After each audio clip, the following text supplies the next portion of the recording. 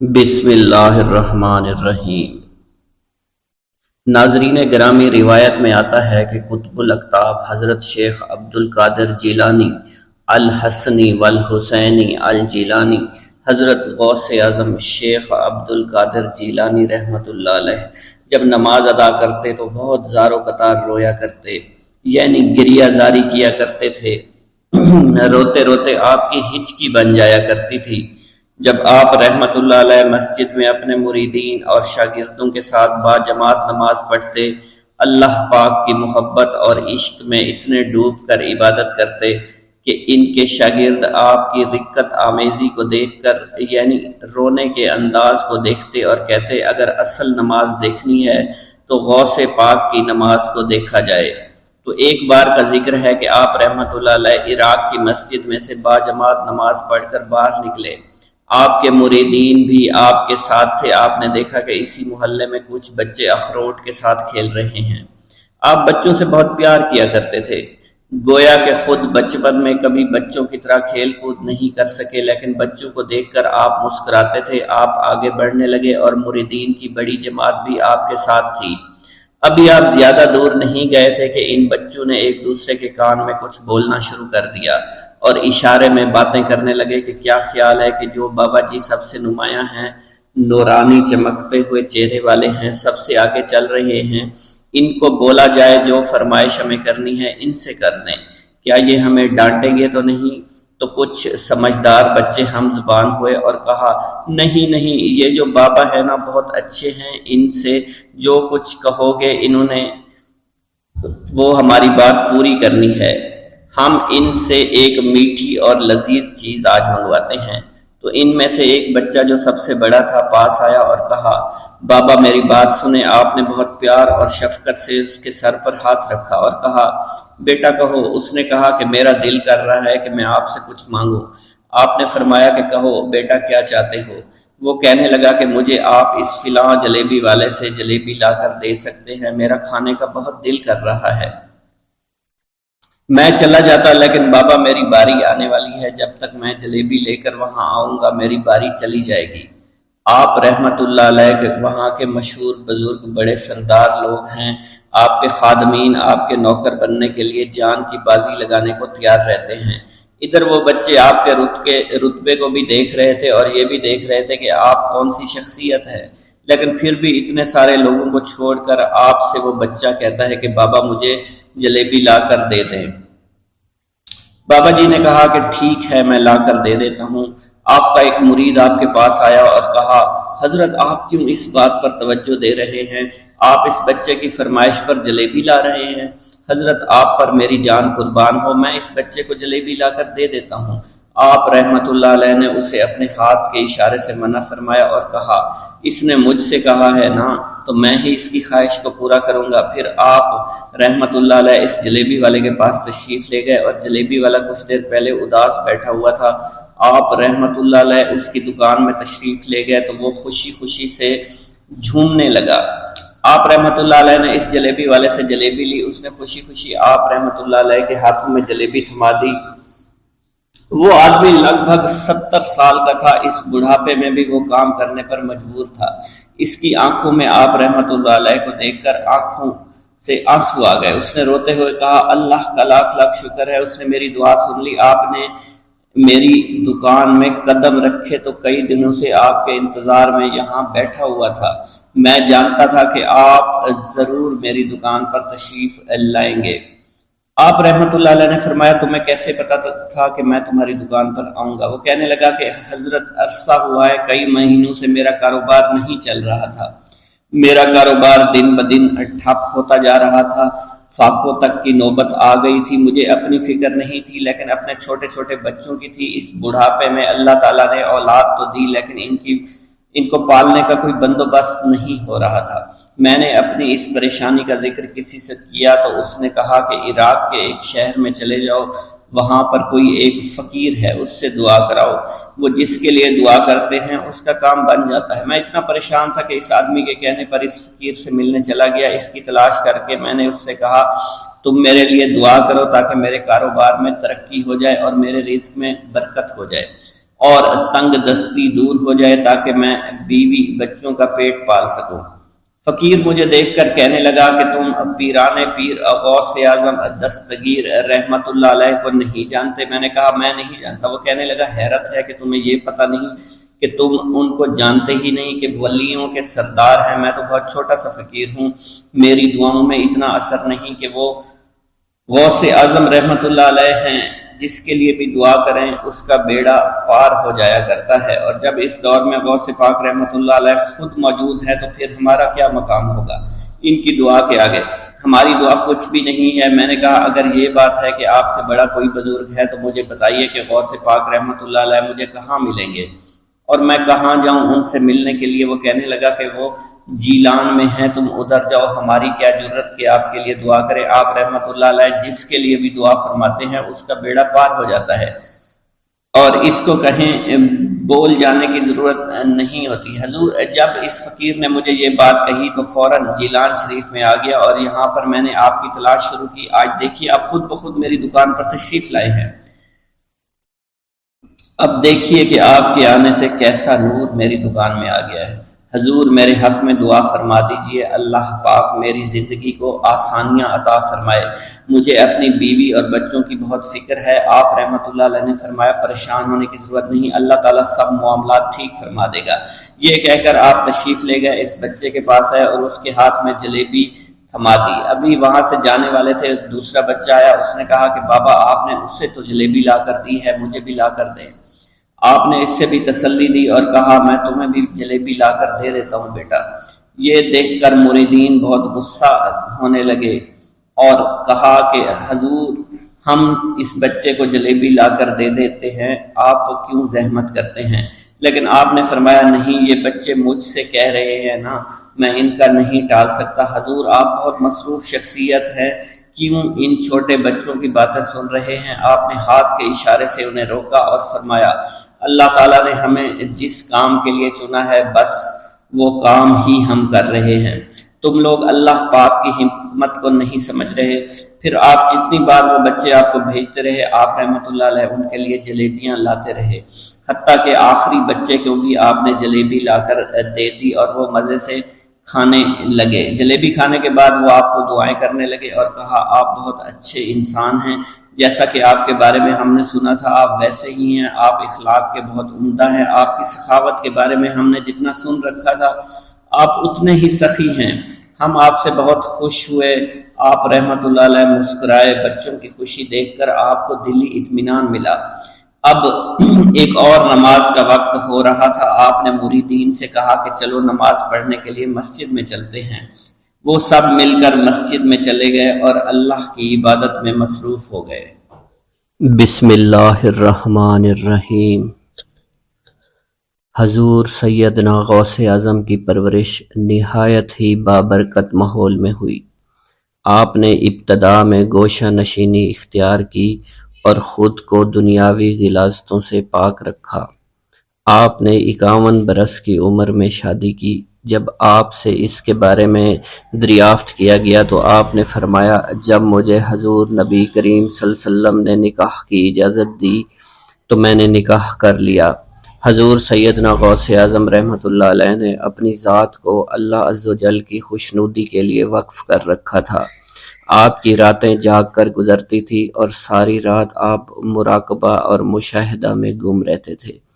آپ کی عادت مبارکہ تھی کہ آپ سجدہ کو دراز کرتے تھے اور بیٹھ کر مراقبہ فرماتے تھے۔ اسی دوران آپ کا جسم مبارک نورانی شعاؤں کے زیر اثر ہوتا تھا اور کئی مرتبہ آپ ان نورانی شعاؤں میں غائب ہو جایا کرتے تھے۔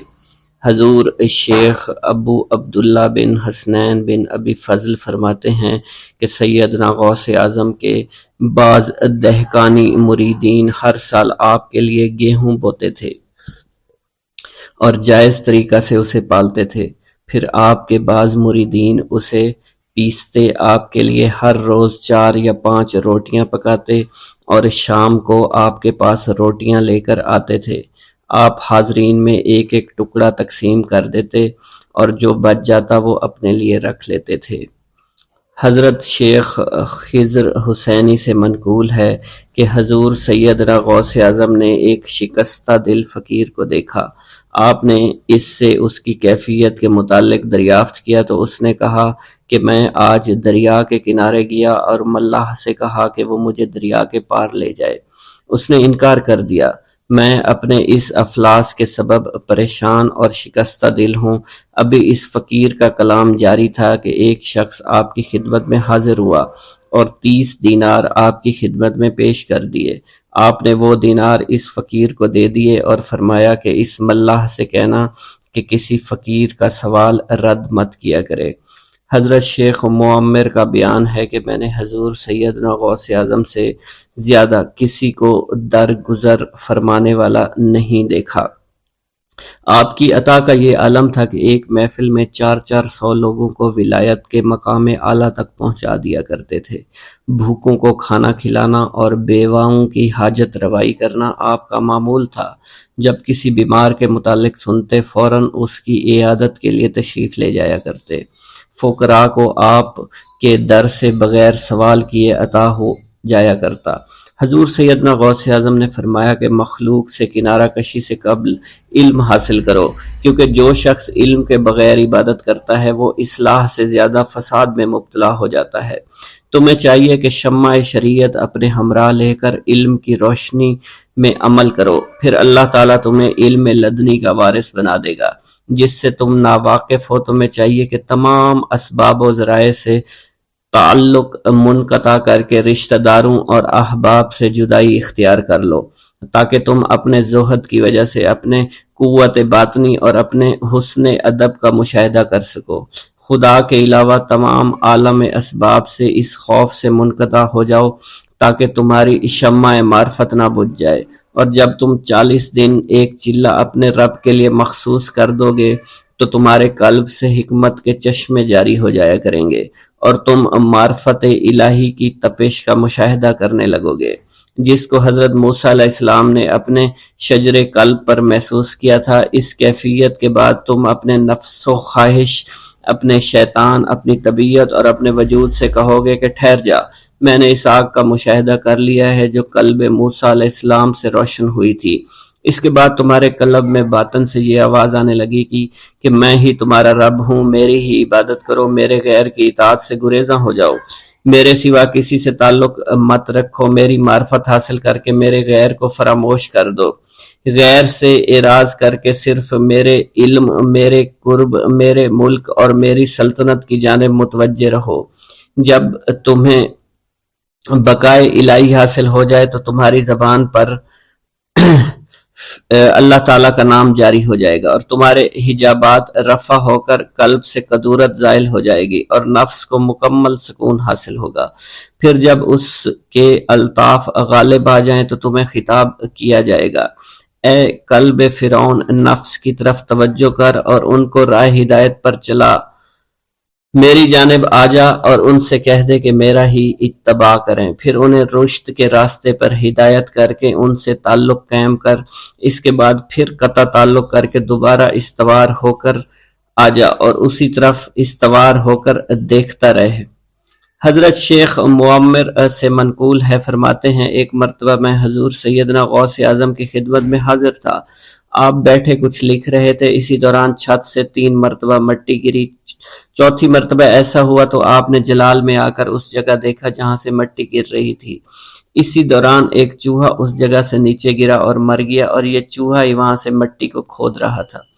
حضرت شیخ عمر بن مسعود فرماتے ہیں حضور سیدنا غوث اعظم فرما رہے تھے، اسی دوران ایک چڑیا نے آپ کی قمیص پر بیٹ کر دی۔ آپ نے جلالی نظروں سے چڑیا کو دیکھا، چڑیا اسی وقت نیچے گری، مر گئی۔ آپ نے وضو سے فارغ ہونے کے بعد قمیص کے اس حصے کو دھویا، پھر اپنی قمیص مبارک اتار کر مجھے دی اور فرمایا اس کو فروخت کر کے اس کی رقم کو خیرات کر دو، یہ اسی کا بدلہ ہے۔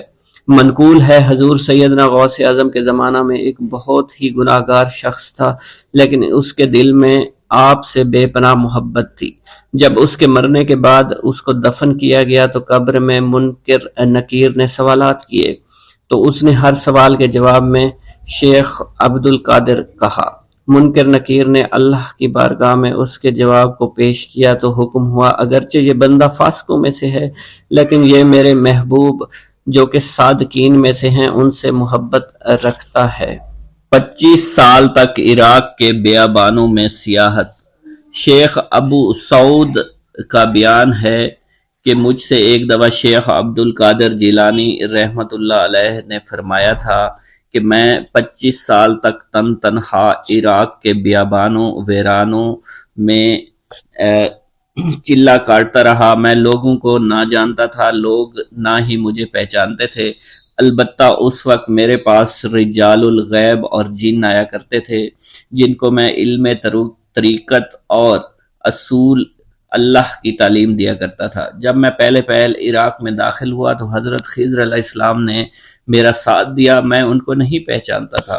سب سے پہلے آپ نے مجھ سے عہد لیا کہ میں ہرگز آپ کی مخالفت نہ کروں گا۔ اس کے بعد مجھ سے فرمایا کہ میرے آنے تک یہیں ٹھہرو۔ میں حسب وعدہ 3 سال تک متواتر اسی جگہ بیٹھا رہا جہاں آپ نے مجھے ٹھہرنے کا حکم دیا تھا۔ اسی عرصہ میں دنیا اور اس کی خواہشات مختلف شکلوں میں میرے سامنے نمودار ہونے لگی۔ اللہ تعالیٰ نے مجھے ان کی طرف التفات کرنے سے بچا لینا تھا۔ شیاطین مختلف بھیانک ڈراؤنی شکلوں اور صورتوں میں میرے پاس آتے تھے اور لڑتے تھے اور مجھے ان پر غالب لگتا تھا۔ میرا نفس منتشر ہو کر اپنی خواہش کے لیے کبھی مجھ سے عاجزی کرتا اور کبھی میرے ساتھ لڑائی کرتا، مگر میں اس سے غلبہ نہ پانے دیتا تھا۔ البتہ میرا نفس اگر مجاہدہ کا کوئی طریقہ اختیار کرتا تو اس پر ہمیشہ قائم رہتا۔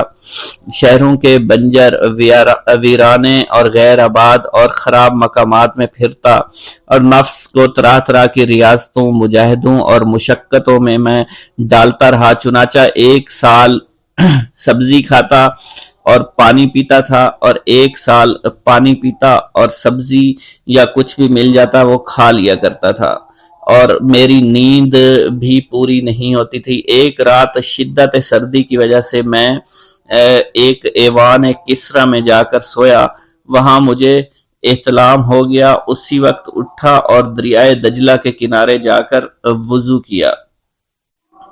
شیخ ابو عباس بغدادی معروف کا بیان ہے کہ میں نے حضرت شیخ عبد القادر جیلانی سے سنا، آپ فرماتے تھے کہ میں 40 سال عشاء کے وضو سے صبح کی نماز پڑھتا رہا اور 15 سال ساری رات ایک پاؤں پر کھڑا ہو کر قرآن شریف کا ورد کرتا رہا۔ چنانچہ ایک رات میں ایک سیڑھی پر چڑھ رہا تھا کہ میرے نفس نے کہا کہ کاش تو ایک گھڑی سو جائے، پھر تھوڑی دیر آرام کرنے کے بعد اٹھ کر عبادت کرنے لگا۔ جوں ہی یہ خطرہ میرے دل میں آیا میں وہیں ٹھہر گیا اور ایک پاؤں پر کھڑا ہو گیا اور قرآن شریف کا شروع کر دیا، یہاں تک کہ اسی حالت میں پورے قرآن شریف کو ختم کر دیا۔ شیخ ابو العباس ہی کا بیان ہے کہ میں نے آپ سے سنا کہ آپ فرماتے تھے کہ میں برج اجمی میں 11 برس رہا، میں نے اس میں خدا سے عہد کیا جب تک میرے منہ میں لقمہ دے کر مجھے کھانا نہ کھلایا جائے گا اس وقت تک میں کھانا نہیں کھاؤں گا، اور جب تک مجھے پانی نہ پلایا جائے گا تب تک نہ پیوں گا۔ چنانچہ متواتر 40 روز تک میں نے نہ کچھ کھایا نہ پیا۔ اس کے بعد ایک شخص کھانا لایا اور میرے آگے رکھ کر چلا گیا۔ بھوک کی شدت سے میرا نفس کھانے کو ہی تھا ہی کہ میں نے کہا واللہ میں ہرگز اس عہد کو نہ توڑوں گا۔ یہ خیال کرتے ہی میں نے اپنے باطن سے ایک چلانے والے کی آواز سنی کہ ہائے بھوک، ہائے بھوک۔ میں نے اس کی کچھ پرواہ نہ کی۔ اسی اثنا میں شیخ ابو سعید مخزومی وہیں سے گزرے، انہوں نے چلانے کی آواز سنی تو میرے پاس آ کر فرمایا کہ عبد القادر یہ کیا ہے؟ میں نے کہا یہ نفس کا تعلق اور اضطراب ہے، روح تو اپنے مولا کے خیال میں مشغول حالت سکون اور قرار میں ہے۔ آپ مجھے اپنے گھر لائے اور کھانا کھلانے لگے یہاں تک کہ میں خوب سیر ہو گیا۔ شیخ ابو القاسم عمر بن مسعود کہتے ہیں کہ میں نے حضرت شیخ عبد القادر جیلانی رحمۃ اللہ علیہ سے سنا، آپ نے فرمایا کہ ابتدائے سیاحت میں مجھ پر بہت سے احوال طاری تھے، ان میں اپنے وجود سے غائب ہو جاتا اور اکثر اوقات بے ہوشی کے عالم میں دوڑا کرتا تھا۔ جب وہ حالت مجھ سے اٹھ جاتی تو میں اپنے آپ کو ایک دور دراز مقام پر پاتا۔ چنانچہ ایک دفعہ بغداد کے ویرانے میں یہی حالت مجھ پر طاری ہوئی۔ میں قریباً 1 گھنٹہ بے ہوشی کے عالم میں پھرتا رہا، پھر وہ حالت مجھ سے دور ہو گئی۔ میں کیا دیکھتا ہوں کہ میں بغداد سے 12 دن کی مسافت پر ایک اور شہر میں کھڑا ہوں۔ میں اپنی اسی حالت پر غور کرتا رہا کہ ایک عورت نے مجھ سے کہا کہ تم شیخ عبد القادر جیلانی رحمت اللہ علیہ ہو کر اپنی اس حالت پر تعجب کر رہے ہو۔ اسی طرح شیخ ابو محمد عبداللہ جبائی کہتے ہیں کہ مجھ سے حضرت شیخ عبد القادر جیلانی نے بیان کیا کہ ایک رات مجھ پر ایک خاص وجدانہ کیفیت طاری ہوئی۔ اسی وقت بے ساختہ میں نے زور کے ساتھ چیخ ماری، جن سے لوگ گھبرا اٹھے۔ انہوں نے کہا کہ شاید پولیس آن پہنچی ہے۔ یہ لوگ نکلے اور میرے پاس آئے، مجھے زمین پر بے ہوش پڑا دیکھ کر کہنے لگے کہ یہ تو عبد القادر مجنون ہے، اس بھلے آدمی نے ہمیں ڈرا دیا۔ شیطان کے ساتھ جنگ اور حیرت انگیز غلبہ۔ شیخ عثمان کا بیان ہے کہ میں نے حضرت شیخ عبد القادر جیلانی سے سنا، آپ نے فرمایا کہ میں رات دن بنجر ویران اور خراب مقامات میں رہا، بغداد کی طرف نکل آتا تھا۔ شیاطین میرے پاس مسلح ہو کر ہیبت ناک صورتوں میں صف بصف آیا کرتے تھے، مجھ پر آگ پھینکتے مجھ سے لڑا کرتے تھے۔ وہ ہمت، استقلال، شجاعت، اولوالعزمی اور ثابت قدمی پاتا جو بیان سے باہر ہے، اور آواز غیبی کو یہ کہتے ہوئے سنتا کہ اے عبد القادر اٹھو، میدان میں نکل کر ان کا مقابلہ کرو، ہم تمہاری مدد کریں گے اور تم کو ثابت قدم رکھیں گے۔ پھر جب میں ان کے مقابلے کے لیے اٹھتا وہ سب کے سب وہاں سے رفو چکر ہو جایا کرتے۔ گاہے بگاہے ان میں سے ایک بڑا شیطان کھڑا رہتا اور مجھے طرح طرح سے ڈرا کر کہتا کہ یہاں سے چلے جاؤ۔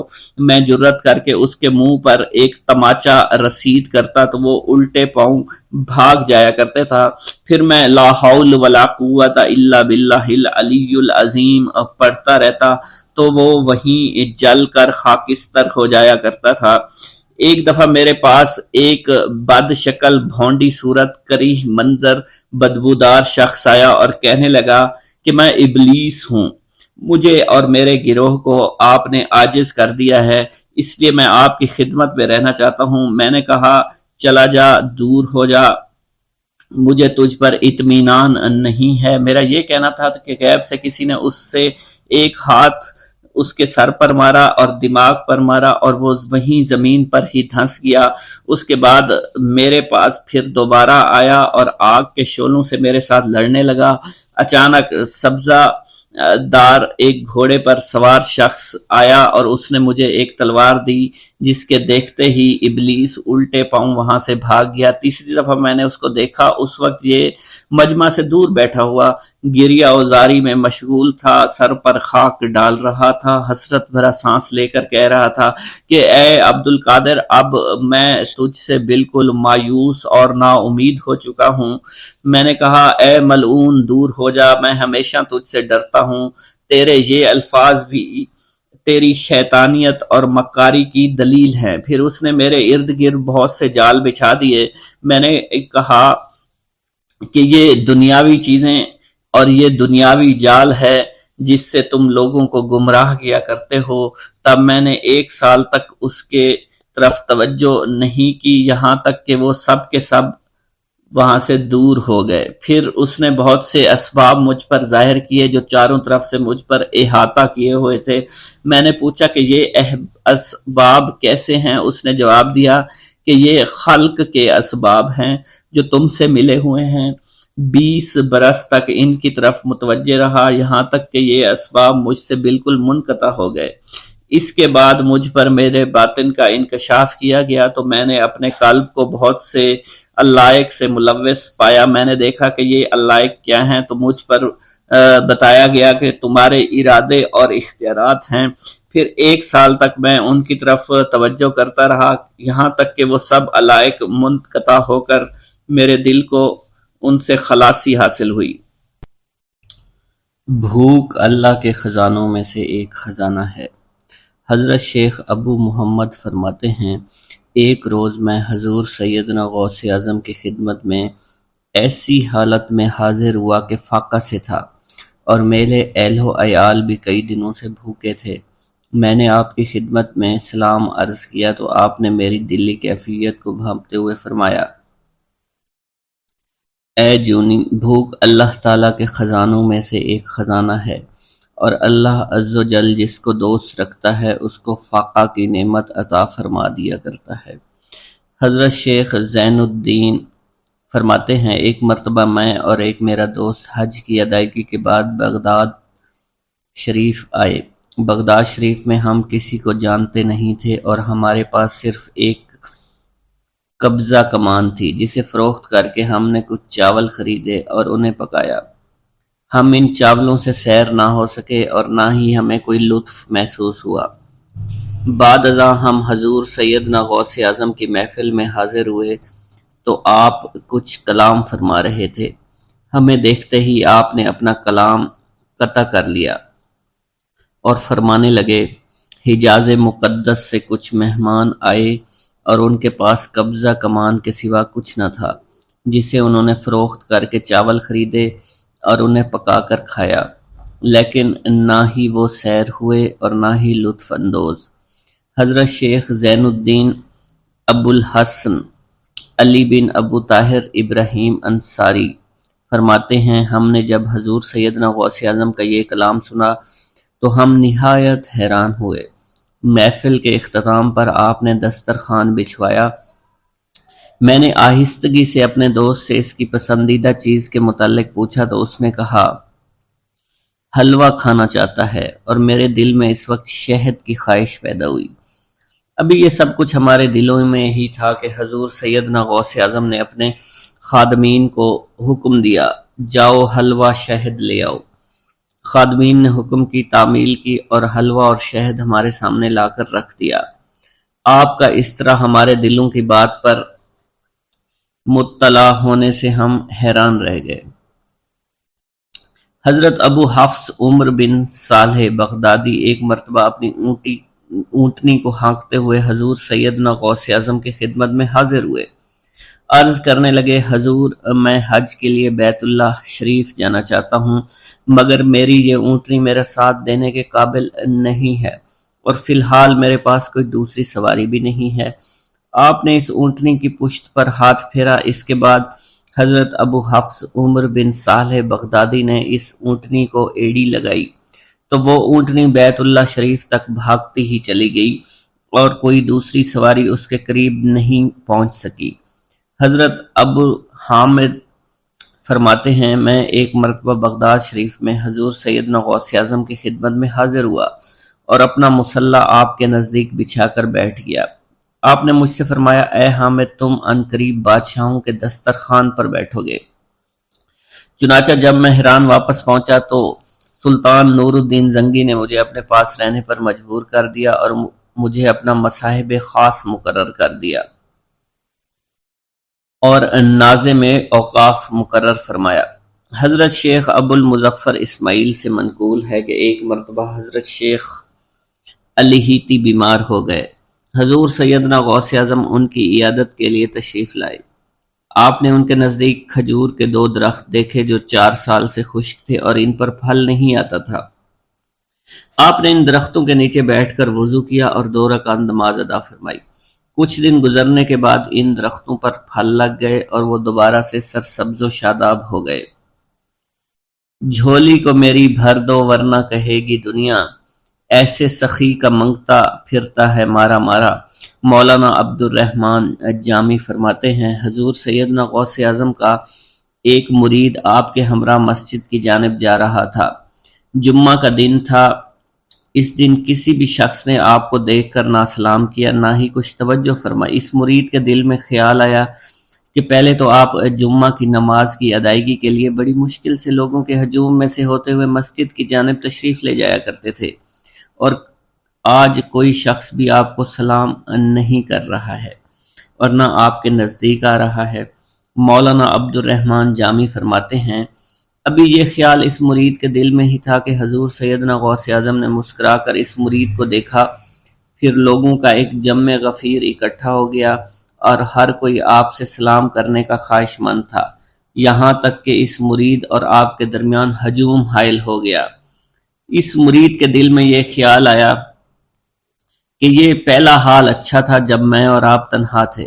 مولانا عبد الرحمن جامی فرماتے ہیں، حضور سیدنا غوث اعظم شیخ عبد القادر جیلانی نے ایک مرتبہ پھر اس مرید کی دلی کیفیت کو بھانپتے ہوئے فرمایا، تمہیں معلوم نہیں لوگوں کے دل میری مٹھی میں ہیں، میں انہیں چاہوں تو پھیر دوں، چاہوں تو اپنی جانب متوجہ کر لوں۔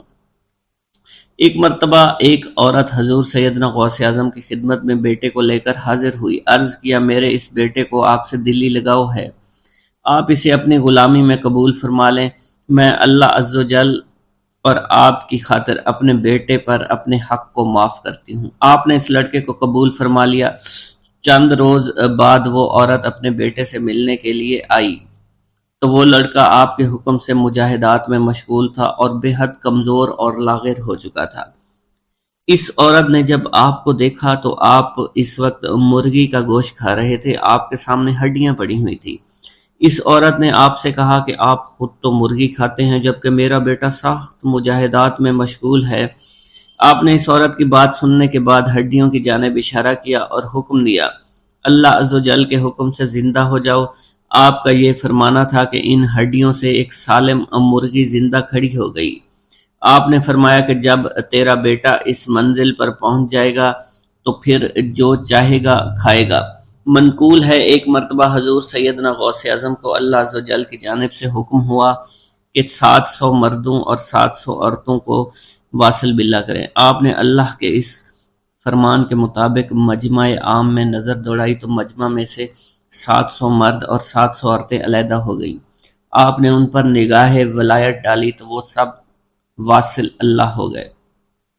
حضور سیدنا غوث اعظم مدینہ منورہ میں حضور نبی کریم کے روضہ مبارک پر حاضری دینے کے بعد با پیادہ بغداد شریف واپس تشریف لا رہے تھے۔ راستے میں ایک چور جو کہ ناکہ لگا کر کسی مسافر کا انتظار کر رہا تھا، اس نے آپ کو قریب آنے پر روک لیا۔ آپ نے اس چور سے دریافت کیا تم کون ہو؟ اس نے کہا دیہاتی ہوں۔ آپ کو بذریعہ کشف اس کی بدنیتی کی خبر ہو چکی تھی۔ اسی دوران اس چور کے دل میں خیال پیدا ہوا کہ یہ غوث اعظم ہوں گے۔ آپ نے اس کے دل کی بات کو بھانپتے ہوئے فرمایا کہ میں عبد القادر ہوں۔ چور نے جب آپ کی بات سنی فوراً قدموں میں گر پڑا اور معافی کا خواستگار ہوا۔ آپ کو اس کی حالت پر ترس آ گیا۔ آپ نے اللہ عز و جل کے حضور اس کے لیے دعا فرمائی تو ندائے غیبی سنائی دی، اے غوث اس چور کو سیدھے راستہ دکھاتے ہوئے قطب بنا دو۔ آپ نے اس چور کی جانب نگاہ دوڑائی تو آپ کے فیض روحانی سے قطب کے درجے پر وہ فائز ہو گیا۔ حضرت شیخ ابو عباس خضر بن عبداللہ بن یحییٰ حسینی فرماتے ہیں، ایک مرتبہ میں نے خلیفہ ابو المظفر یوسف عباسی کو حضور سیدنا غوث اعظم شیخ عبد القادر جیلانی کی خدمت میں موجود پایا۔ اس نے آپ سے کسی کرامت کو دیکھنے کی درخواست کی اور کہا کہ اس سے میرا دل مطمئن ہو جائے گا۔ حضور سیدنا غوث اعظم حضرت سیدنا شیخ عبد القادر جیلانی نے خلیفہ سے پوچھا کہ تو کیا چاہتا ہے؟ اس نے کہا کہ ایک سیب، اور اس وقت عراق میں سیبوں کا موسم نہ تھا۔ آپ نے اپنے دستے مبارک فضا میں بلند کیا اور دیکھتے ہی دیکھتے آپ کے ہاتھ میں 2 سیب آ گئے۔ آپ نے ایک سیب ابو المظفر کو دیا اور دوسرا خود رکھ لیا۔ ابو المظفر نے جب اپنا سیب چیرا تو اس میں سے کیڑا نکل آیا۔ اس نے جب اپنا سیب چیرا تو یہ اندر سے سفید تھا، اس میں سے کستوری کی خوشبو آ رہی تھی۔ ابو المظفر نے وجہ دریافت کی تو آپ نے فرمایا اس سیب میں سے کیڑا اس وجہ سے نکلا کیونکہ اس سیب کو ظالم کا ہاتھ لگا ہوا تھا۔ حضرت شیخ ابو محمد سے مروی ہے، ایک مرتبہ میں حضور سیدنا غوث اعظم کی خدمت میں بغداد شریف حاضر ہوا۔ کچھ دنوں تک آپ کے ہاں قیام پذیر رہا اور روحانی فیوز و برکات سے مالا مال ہوا۔ بعد ازاں جب میں واپس اپنے ملک مصر روانہ ہونا لگا تو آپ نے مجھ سے فرمایا کہ کبھی کسی سے کوئی چیز مت مانگنا۔ پھر آپ نے اپنی انگشت شہادت میرے منہ میں ڈالی اور فرمایا کہ اسے اچھی طرح چوسو۔ چنانچہ میں نے آپ کے فرمان کے مطابق ایسا ہی کیا۔ جب میں آپ سے اجازت لینے کے بعد واپس اپنے ملک مصر روانہ ہوا تو بغداد شریف سے مصر تک کی طویل مسافت کے دوران مجھے کچھ بھوک محسوس نہیں ہوئی، اور میں جوں آگے بڑھتا رہا اپنے جسم میں توانائی کو پہلے سے زیادہ پاتا۔ بغداد میں رہتے ہوئے بیت اللہ شریف کی زیارت۔ حضرت شیخ ابو صالح سے منقول ہے، حضرت شیخ ابو مدین مغربی نے مجھے حضور سیدنا غوث اعظم کی خدمت میں بغداد فقر کی تعلیم کے لیے بھیجا۔ آپ نے مجھے 20 دن تک اپنے خلوت خانہ کے دروازے پر بٹھائے رکھا اور 20 روز گزرنے کے بعد مجھے قبلہ رو ہونے کا حکم دیا۔ جب میں قبلہ رو ہو گیا، آپ نے فرمایا، اے ابو صالح اس طرف دیکھو۔ چنانچہ جب میں نے اس جانب دیکھا، آپ نے فرمایا، کیا دیکھ رہے ہو؟ میں نے عرض کیا، بیت اللہ شریف میری نظروں کے سامنے ہے۔ آپ نے مجھے حکم دیا کہ اب مغرب کی سمت دیکھو۔ میں نے اپنا چہرہ مغرب کی جانب کیا تو آپ نے دریافت فرمایا، کیا دیکھ رہے ہو؟ میں نے عرض کیا، میں اپنے مرشد پاک حضرت ابو مدین کو دیکھ رہا ہوں۔ ایک مرتبہ سنان نامی عیسائی پادری نے غوث اعظم کی محفل میں حاضر ہو کر سلام عرض کیا اور حاضرین میں کھڑے ہو کر بیان دیا کہ میں یمن کا رہنے والا ہوں۔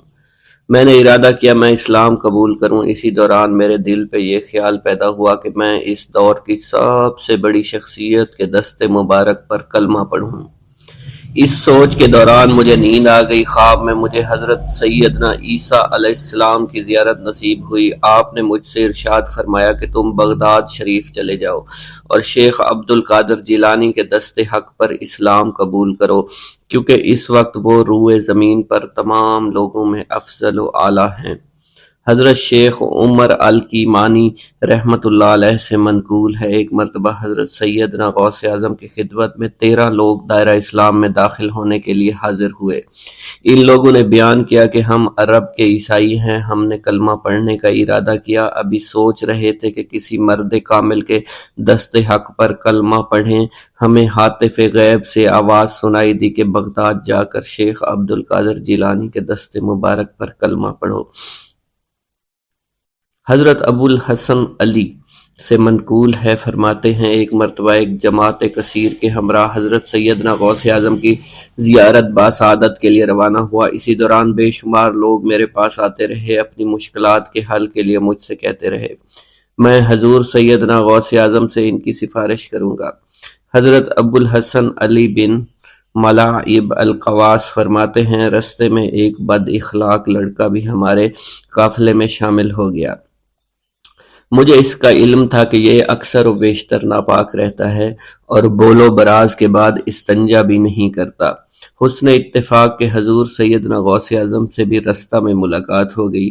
حضرت ابو الحسن علی فرماتے ہیں میں نے حضور سیدنا غوث اعظم کی خدمت میں لوگوں کے پیغامات پہنچائے اور پھر مجھ سمیت میرے ساتھ تمام موجودہ لوگوں نے آپ کے ہاتھ مبارک کو ازراہ عقیدت چومنا شروع کر دیا۔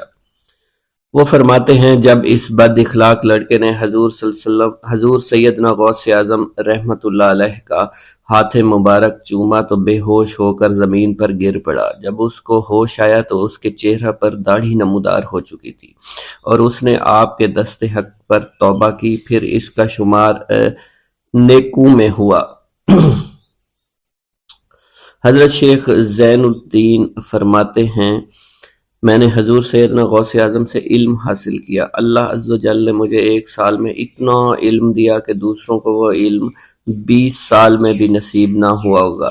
میں نے آپ سے مصر جانے کی اجازت طلب کی تو آپ نے فرمایا دمشق پہنچ کر غازیوں کو مصر میں داخل ہونے کے لیے تیار پائے گا تاکہ اس پر قابض ہو جائیں، مگر ان سے کہنا وہ ہرگز کامیاب نہیں ہوں گے، ہاں دوسری مرتبہ وہ ضرور کامیاب ہوں گے۔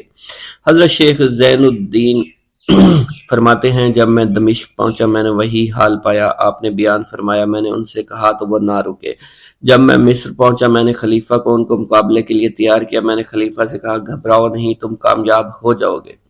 جب غازی مصر پہنچے تو ان کو شکست ہوئی۔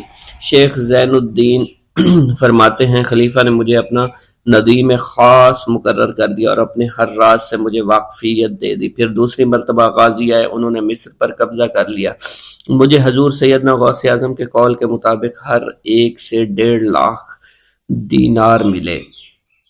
مجھے مصر میں ہر خاص و عام میں مقبولیت حاصل ہو چکی تھی اور بے شمار لوگ میرے وعظ سے مستفیض ہونے لگے تھے۔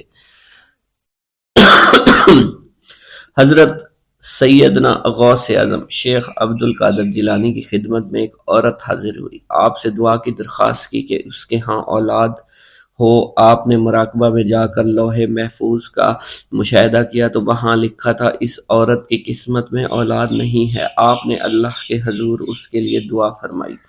غیب سے ندا آئی اس کے ہاں اولاد نہیں، آپ اس کے حق میں دعا جاری رکھیں، یہاں تک کہ غیب سے آپ کو ندا آئی کہ ہم نے آپ کی دعا کی بدولت اس کو 7 لڑکے عطا فرمائے۔ چنانچہ اس عورت کے ہاں یکے بعد دیگرے 7 لڑکوں کی دعا کی پیدائش ہوئی۔ حضرت شیخ ابو الخیر منقول ہے، فرماتے ہیں میں شیخ ابو حسن اور شیخ خلیل بن احمد اور شیخ ابو عبداللہ کی خدمت میں حاضر تھے۔ آپ نے فرمایا تم سب اپنی اپنی حاجات بیان کرو، میں انشاءاللہ تمہاری حاجات پوری کروں گا۔ شیخ ابو سعود نے کہا کہ میں ترک دنیا اختیار کرنا چاہتا ہوں۔ شیخ ابو قائد نے کہا میں مجاہدی کی قوت چاہتا ہوں۔ شیخ ابوالزاد نے کہا کہ میں خوف الہی چاہتا ہوں۔ شیخ فارسی نے کہا اللہ کے ساتھ میرا ایک حال ہے جسے میں کھو بیٹھا میں چاہتا ہوں کہ میرا وہ حال لوٹ آئے۔ شیخ جمیل نے کہا میں حفظ وقت چاہتا ہوں۔ شیخ عمر نے کہا کہ میں علم کی زیادتی چاہتا ہوں۔ حضرت شیخ ابو الخیر محفوظ فرماتے ہیں حضور سیدنا غوث اعظم نے فرمایا انشاءاللہ تم سب کی حاجات جلدی پوری ہوں گی۔ چنانچہ آپ کا قول پورا ہوا اور تمام لوگوں کی حاجات پوری ہوئیں ماں سوائے شیخ خلیل کے، کیونکہ حضرت شیخ خلیل نے قطبیت مانگی تھی جس کا ابھی وقت نہیں آیا تھا۔ حضرت ابو سعود فرماتے ہیں حضرت شیخ حماد دباس کی خدمت میں حاضر ہو کر عرض کیا حضور میں ملک شام کی جانب مال تجارت لے کر جانا چاہتا ہوں اور میرا یہ قافلہ تیار ہے، میرے پاس 700 دینار کا مال ہے۔ حضرت شیخ حماد دباس نے فرمایا اگر تم اس سال سفر کرو گے تو تم سفر میں ہی قتل کر دیے جاؤ گے اور تمہارا تمام مال و اسباب لوٹ لیا جائے گا۔ حضرت حماد عباس کی بات سن کر وہ تاجر حضور سیدنا غوث اعظم کی خدمت میں حاضر ہوا اور حضرت حماد باس کی بات بیان کر دی۔ آپ نے فرمایا کہ تم سفر پر جاؤ، میں تمہارا ضامن ہوں۔ آپ کا فرمان سن کر وہ سامان تجارت لے کر شام پہنچا۔ اپنا تمام مال فروخت کرنے کے بعد وہ تاجر اپنے کسی کام سے حلب گیا، وہاں ایک مقام پر اس نے 1000 دینار رکھ دیا اور حلب میں اپنی قیام گاہ پر واپس آ گیا۔ اس نے خواب میں دیکھا عرب بتوؤں نے ایک قافلہ لوٹا ہے، قافلہ کے کئی آدمیوں کو قتل کیا ہے جس میں وہ شامل ہے۔ اس کے بعد وہ بیدار ہوا، گھبرا کر اس جگہ پہنچا جہاں اس نے 1000 دینار رکھے تھے۔ اس کے دینار وہیں پر رکھے اس کو مل گئے۔ دینار لے کر واپس قیام گاہ پہنچا، بغداد شریف واپس جانے کی تیاری شروع کر دی۔ جب وہ تاجر بغداد شریف واپس پہنچا تو پہلے حضرت حماد عباس کی خدمت میں حاضر ہوا تو آپ نے فرمایا کہ تم پہلے حضور سیدنا غوث اعظم کی خدمت میں حاضر ہوا، کیونکہ وہ محبوب سبحانی ہیں، انہوں نے اللہ کے حضور تمہارے لیے 70 مرتبہ دعا مانگی، یہاں تک کہ تمہاری حقیقت کو خواب میں بدل دیا گیا۔